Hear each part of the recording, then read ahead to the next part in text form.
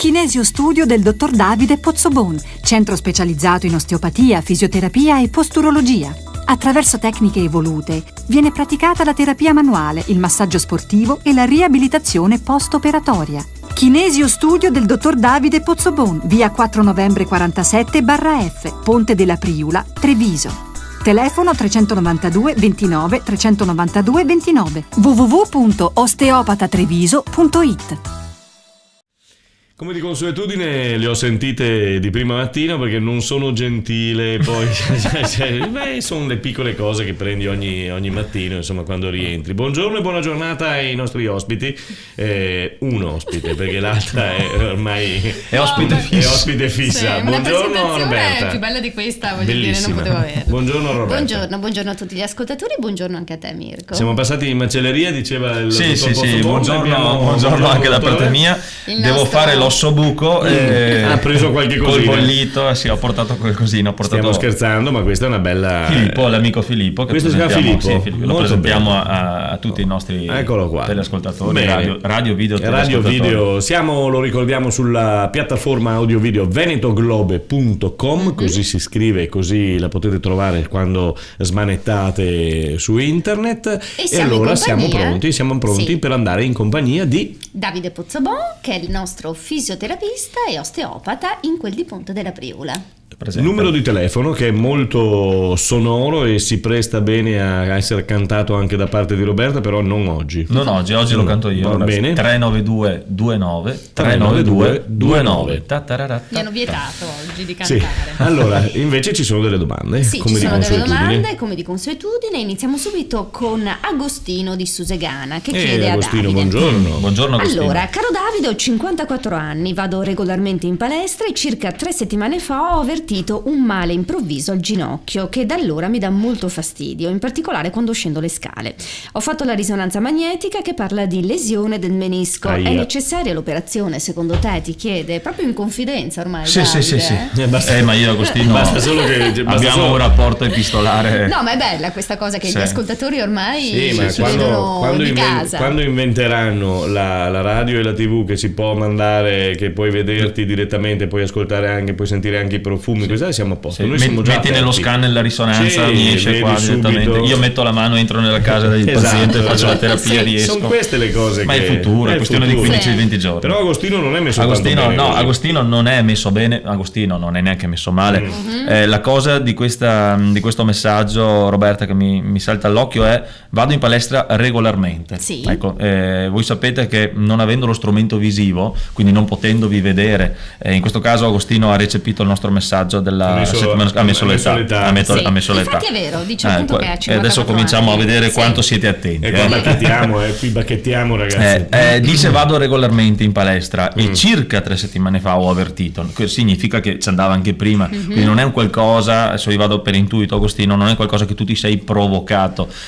Ovviamente 3 settimane fa puoi aver fatto un esercizio particolare o forzato un po' di più con qualche macchina, attrezzatura, parla di palestra, probabilmente palestra intendo con attrezzi in questo caso, pesi eccetera, quindi può esserci stato un esercizio che ha favorito l'insorgenza di questo sintomo, ha sensibilizzato un po' più l'area del ginocchio e ci può stare, però vado regolarmente in in palestra, mi fa pensare che comunque Agostino ci andasse già. Facendo questa premessa dico anche che probabilmente quella lesione del menisco, se non c'è stato un evento traumatico, e lo sottolineo perché Agostino non lo ha scritto, non ha detto ho fatto un esercizio particolare e da dopo quell'esercizio, ho detto vado regolarmente, quindi lo niente sai, di anche nuovo. molte volte non ti accorgi neanche di fare un movimento. Allora significa che la lesione era comunque lì per esplodere, okay. Quindi la situazione era latente. Allora, così come era latente prima Agostino, può tornare ad essere latente dopo, perché la domanda di Agostino è molto precisa: serve l'operazione? Sì, no. Allora, esistono dei test che noi possiamo fare sulle lesioni del menisco, dei test che poi vanno sfidati con dei sovraccarichi, con degli esercizi, per vedere appunto se quel menisco ha o è ancora in una condizione di non creare dei problemi, quindi di non mettere il corpo di Agostino nella condizione di non poter più fare palestra palestra, B, di avere continuamente del dolore, e in questo caso possiamo tranquillamente dare una risposta. È chiaro che, come lo sappiamo tutti, insomma, abbiamo bisogno di vedere il ginocchio. Sì. Premesso questo, volevo tranquillizzare Agostino. Ci sono un sacco di persone che hanno lesioni ai menischi e ai legamenti che non fanno un intervento o rimandano l'intervento proprio perché non hanno la necessità di sovraccaricare in maniera particolare. Quindi se si fa una valutazione, Agostino, ci si rende conto di quanto, anche perché una cosa che diciamo sempre noi osteopati, non è detto che quel dolore del ginocchio dipenda per forza dal menisco del ginocchio. Il menisco crea una condizione di instabilità e magari di attrito. Adesso bisogna vedere in che tipologia di lesione rientra il caso di Agostino, però molto spesso il dolore è dovuto anche dalla postura del ginocchio, e quindi lavoriamo sulla postura della gamba, sull'appoggio del piede, su altre cose che abbiamo menzionato più volte. Quindi dal mio punto di vista, Agostino, prima di entrare nel tunnel chirurgico facciamo quello che si fa prima, quindi stiamo un po' nell'ambito riabilitativo e vediamo qual è la possibilità di recupero. Dopodiché farsi vedere, dopodiché sarà il riabilitatore stesso a dirti se serve o se non serve l'operazione. È chiaro che il chirurgo ortopedico ti dice è rotto, io opero, lui si occupa di quello giustamente. In ambito riabilitativo diciamo ok, la valutazione chirurgica ce l'hai già, facci vedere anche a noi e vediamo che margine di miglioramento c'è, perché di solito c'è un buon margine di miglioramento. Professor Pozzobon, quando prima dicevo i pesi che molti usano scriteriatramente, cioè ho detto bene o... L'hai detto molto bene, perché io mi immagino già se Agostino in quella sessione di palestra ha caricato un po' di più sulla pressa e magari l'ha fatto leggermente in torsione perché parlava con, non so, la signora Roberta che era lì a fianco, che provocava qualche visione un po' così, è logico che vieni sbilanciato. No, noi scherziamo, ma attenzione a caricare sui pesi. Le simmetrie nell'attrezzatura delle palestre, la simmetria è la cosa più importante, più ancora del peso, perché se lo faccio in simmetria c'è un rischio affidatevi agli istruttori apposta. Che non carichiate.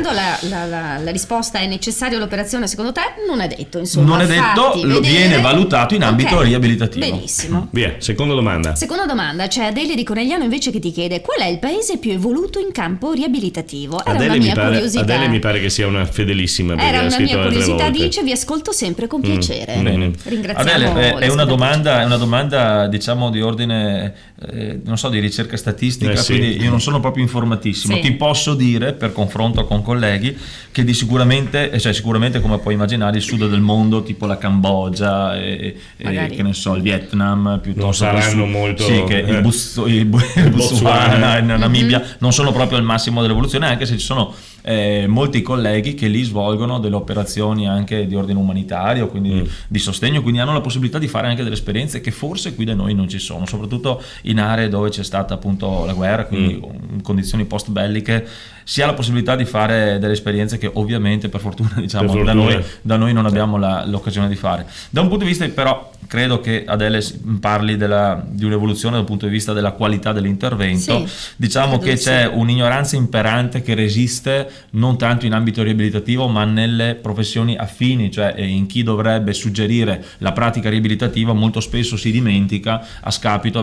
qui non è polemica, abbiate pazienza, ma la scatoletta di farmaco è la prima cosa che viene consigliata, mettere a posto il corpo ci si dimentica quasi sempre, quindi non è polemica ma è un dato oggettivo che osservo tutti i giorni, quindi da un punto di vista di questo aspetto, quindi di che impatto ha il trattamento del sintomo senza riconoscere o comunque ricondurre quel sintomo a un'origine che è proprio tipico della pratica riabilitativa, questa è l'ignoranza diciamo che è ancora abbastanza imperante e comunque diffusa. Diciamo che volendo dare una risposta anche più precisa da Adele, i paesi del nord Europa recepiscono più velocemente, tipo la Svezia, la Finlandia, i paesi del nord Europa recepiscono, ma in generale in tutti gli ambiti recepiscono molto più velocemente le innovazioni, le novità, le ricerche, vengono diciamo quasi subito integrate dagli operatori, il personale che si occupa appunto di una pratica, in questo caso riabilitativa, ma l'ho visto anche in altri aspetti, anche nella politica. Un paese del nord normalmente dice abbiamo valutato che questa cosa è meglio, si fa. Nei paesi del centro Europa un po' meno, nei paesi del sud Europa. Ecco, gli anglosassoni, ne parlavamo prima Roberta, hai ragione, sono dei paesi che normalmente sono molto avanti con la sperimentazione. Di solito la novità arriva dagli Stati Uniti, arriva dall'Inghilterra, arriva da paesi che normalmente per struttura sociale sono molto più liberi di pensare, di fare, e quindi le novità, devo dire, arrivano quasi sempre dall'America, onestamente. E noi come siamo Poi messi? Passiamo alla prossima domanda. No, ma direi bene, poi abbiamo non siamo messe male, perché da questo punto comunque di vista. sì, da questo punto di vista noi siamo comunque, facciamo parte del centro Europa, soprattutto in quest'area geografica, quindi diciamo nord centro, siamo ancora in un'area dove abbiamo un condizionamento molto veloce con la Germania, con la Svizzera, con la Francia. Ricordiamo che le scuole di osteopatia tra le più quotate in Europa sono in Francia, quindi abbiamo una certa vicinanza e con il Piemonte, molti piemontesi studiano in Francia. E nonostante quindi, tutto, insomma, la nostra sanità funziona. Dai, infatti, appunto, non è male. È inutile che ci diamo sempre terza domanda, ammazzate, non ammazziamoci. Terza domanda. Allora, sì, c'è Emma di Conegliano invece che dice: sono un'impiegata e svolgo un lavoro d'ufficio, posso fare qualcosa durante il mio lavoro per prevenire l'insorgenza di dolori cervicali, che è molto diffusa. Allora, Emma, per chi sta seduto tante ore. Emma chiede delle notizie di igiene posturale. Filippo calza pennello. Filippo ci può aiutare in questo caso, sì. Le problematiche di igiene posturale per Emma, cioè la domanda di Emma si rivolge proprio a questo, dice: io non ho un sintomo acuto, non sono bloccata col collo, però mi rendo conto che sono lì per quindi l'insorgenza è sempre alle porte. Da questo punto di vista Emma parla di un lavoro d'ufficio, quindi la prima informazione che dobbiamo dare ad Emma è come stai in ufficio, cioè che cosa hai intorno, al di là del tuo corpo, la scrivania e la sedia hanno un rapporto corretto. Io molto spesso magari vai in ufficio, vai in banca, vai un po' e ti rendi conto che ci sono delle persone sedute sugli sgabelli come quello di Roberta e hanno il tavolino basso e sono messi così. È normale che per guardarmi devi mettere il collo in una condizione che anatomicamente è svantaggiosa e quindi può creare dei dolori. Poi invece ci sono i casi contrari, ma anche se io preferirei una sedia piuttosto bassa, stare un po' più compresso con gli arti inferiori, con le gambe, ma avere la colonna in una posizione più corretta. Però dopo la parola chiave quando uno mi dice d'ufficio a me viene in mente il monitor del computer. Nonostante si sappia, nonostante sia chiaro, nonostante sia intuibile, hanno tutti il monitor da un lato invece che davanti. Sì, ma davanti c'ho il cliente, ma chi se ne frega? Mettitelo davanti, quando parli col cliente ti sposti, quando hai finito di parlare col cliente ritorni di nuovo nella tua posizione. Questo però non ci avevo pensato. Infatti, nemmeno io. Vedi tutte le persone che dici buongiorno mi dica, buongiorno mi dica, cioè è normale che prima o poi c'è qualcosa. Una assolutamente da modificare. Poi ci sono delle condizioni, tipo quello che ha il passaggio dei clienti con lo sportellino in vetro, tipo una reception, qualcosa che necessariamente li ha di fianco. Ogni tanto giri la scrivania e li guarderai dalla parte destra, non è scritto da nessuna parte che devi stare per forza così, puoi girare tutta la situazione e guardarli da questa parte. Perché uno non ci pensa su queste cose qui. Ecco, quindi le prime cose che possiamo dire ad Emma è quella di analizza il tuo contesto di lavoro, valuta altezze, rotazioni e posizioni. Molto interessante, Davide, questa. Dopodiché, sì, sono quelle cose che io do per scontate, però poi alla fine mi sono reso conto che sono le cose più. Poi la vista, gli occhiali, sì, dovrei usare gli occhiali, però non li metto perché, ma scusa, se gli occhiali ti consentono di avere una corretta posizione rispetto al monitor, perché mi devi stare con gli occhi attaccati al monitor semplicemente perché gli occhiali ce li hai nel taschino? L'astigmatismo porta... Esatto, le posizioni, le correzioni servono anche per mantenere una posizione corretta. Porta questo. Ultima cosa che diciamo a Emma è di stare seduta correttamente con il bacino. 2 minuti. Ok, seduta correttamente con il bacino. Attenzione, ecco che appare Filippo. Lo vedete Filippo? Allora, noi siamo abituati a pensare che la colonna vertebrale sia divisa in 3 parti. C'è la zona lombare, la zona dorsale e la zona cervicale. Il paziente medio ti dice: ho male alla schiena, mi fa male tra le scapole, ho dolori al collo. Lo divide in questo modo. Normalmente non si considera, ed è normale che sia così visto che non è il lavoro vuole che glielo tenga, dottore? No, di grazie, mi arrangio perché ho il piacere di muoverlo. Normalmente si considera che se uno ha male al collo, mi vedete, ha un problema di compressione in questa zona, ed è vero, perché quello che io sto facendo non è nient'altro che questo tipo di posizione tipico di impiegato, monitor, eccetera. Però considerate che questa curva lavora in simbiosi con quella sotto, lombare. Nel senso che la colonna quando si comprime tutta, quando si allunga si comprime si allunga tutta. Chiaro, un po' di più, un po' di meno a seconda di qual è l'area in oggetto della postura. Ma se la nostra amica Emma si mette seduta più correttamente col bacino, significa che questi 2 ossicini che tutti quanti sentite sotto i glutei, li dovete sentire, Roberta, li senti? No, dobbiamo sentire noi? Chiediamo perché sono messi nella posizione corretta, raddrizziamo la zona lombare e si raddrizza necessariamente anche la zona cervicale. laterale. Perché? Perché se io ho una posizione Filippa, scusa, se ho una posizione accasciata di questo tipo e raddrizzo solo il bacino, mi troverei sbilanciato in avanti. Ho la necessità di allungare anche la parte sopra. Tu Quindi mi vedi da lì come posizione? Sono giusta allora? Gagliarda. Normalmente queste due aree, ricordatevelo sempre, lavorano insieme. Quindi attenzione, Emma, sembra strano, ma se tu curi la tua zona lombare, l'appoggio sul sedile, sulla sedia, starai meglio anche col Anche collo. in macchina, quindi del Tutti i posti dove le persone stanno sedute. Ma allora Davide, mi viene questa domanda: bisogna rafforzare No, curare la postura, Ok. e il rafforzamento va fatto di muscoli anteriori. Ah, vedi? Stabilità Cioè, dell'addome, addominali allora?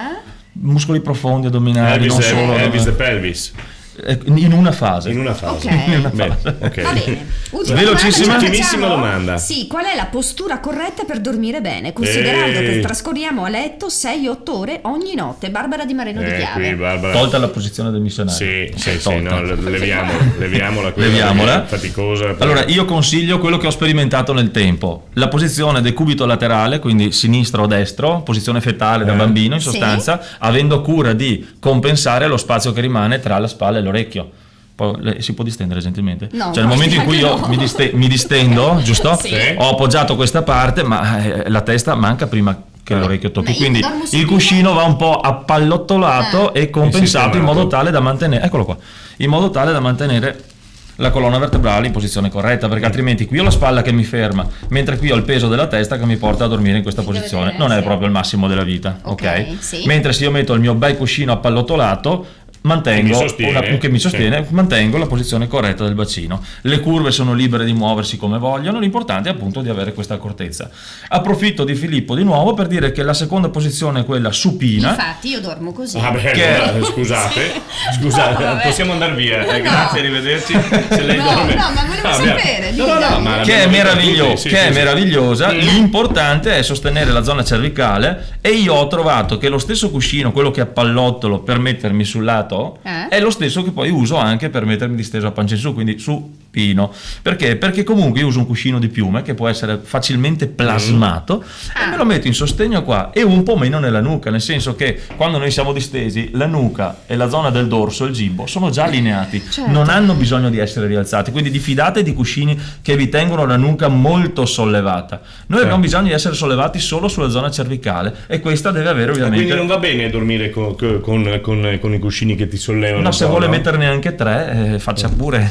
Non va bene, no. Va bene. Potremmo aprire una Levo puntata. i cuscini. Ecco, poi io mi metto anche con le braccia in questa Stanotte levo posizione. i cuscini. Io mi metto anche con le braccia in questa posizione, Sì. tipo mani in alto, questa è una latina, Sì. perché comunque mi porta in extra rotazione le spalle, le scapole si avvicinano e mantengo una buona posizione anche del dorso. Poi mia moglie non è molto d'accordo per quanto riguarda i suoni, però emetto dei ruggiti, però poi lei si addormenta prima di me, ho risolto il problema. Va bene, ritorneremo però su queste Sì, posizioni molto del dormire, perché interessanti. sono interessanti, Sì. e molti non li sanno. Sì, ma anche quindi appunto avremo modo parlare di materassi, siamo in grado di... No, nel senso di cosa puoi consigliare. Levategli per favore l'immagine e passiamo di qua, grazie. Un cuscino da Allora, adoperare, così là. Fantastico. Puoi dircelo, puoi Scusa. dirci queste Beh, io informazioni. gran parte delle cose fondamentali che mi riguardano le ho dette, Sì. quindi provate a sperimentare dei cuscini in piuma, morbidi, plasmabili. Scusate, era un programma dedicato alla fisioterapia, l'abbiamo trasformato in una vendita di materassi. Molto bene, grazie, arrivederci. Altre informazioni. Dottor Pozzobon, noi ci risentiamo la settimana prossima. Grazie, sempre grazie presente. Davide per essere stato qui con noi. Buona 329 No, infatti io mi dico confondo.